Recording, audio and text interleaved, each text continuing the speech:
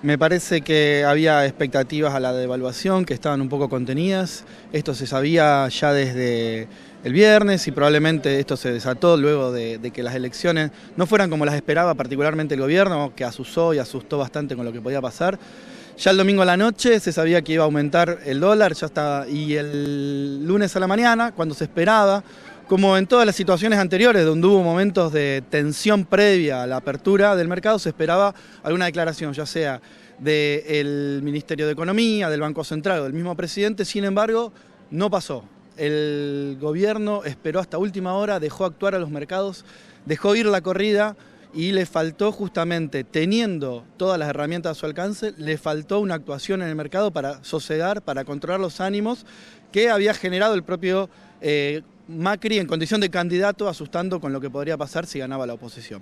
Ayer dijo el presidente que lo que sucedió ayer es la respuesta de los mercados al resultado de las elecciones.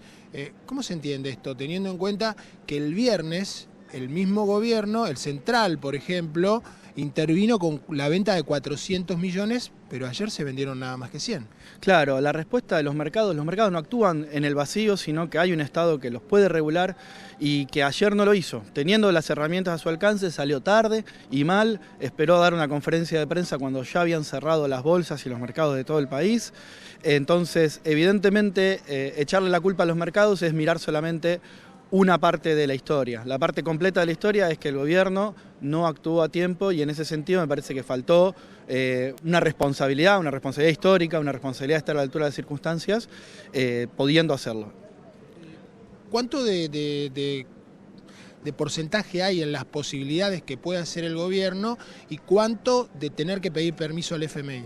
Me parece que el Ministerio de Economía está, no me parece no, esto es conocido, el Ministerio de Economía está intervenido por el Fondo Monetario, hay oficinas del Fondo Monetario y entonces haber resignado esa autonomía, esa capacidad de decisión frente al Fondo Monetario lamentablemente lleva a situaciones como la de ayer.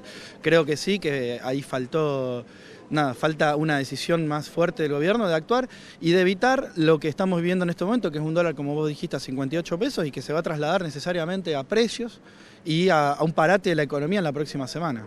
Esta mañana ya había grandes cadenas de supermercados en el Gran Buenos Aires que estaban hablando de un traslado de precios como mínimo de un 14% y los panaderos en la ciudad de Rosario no están pudiendo comprar harina porque no se tiene precio. Lo que sucedió ayer fue un reacomodamiento del dólar que estaban pidiendo desde determinados lugares, pero que no se hizo antes por las elecciones.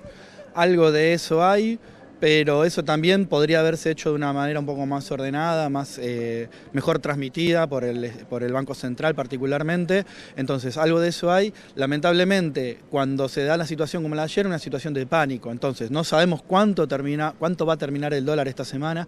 No sabemos entonces cuál va a ser el efecto de ese aumento del dólar en los precios en general. Entonces, hoy es 14% en alimentos, pero a lo mejor sea más, a lo mejor termine bajando inclusive porque no sabemos cuánto va a ser.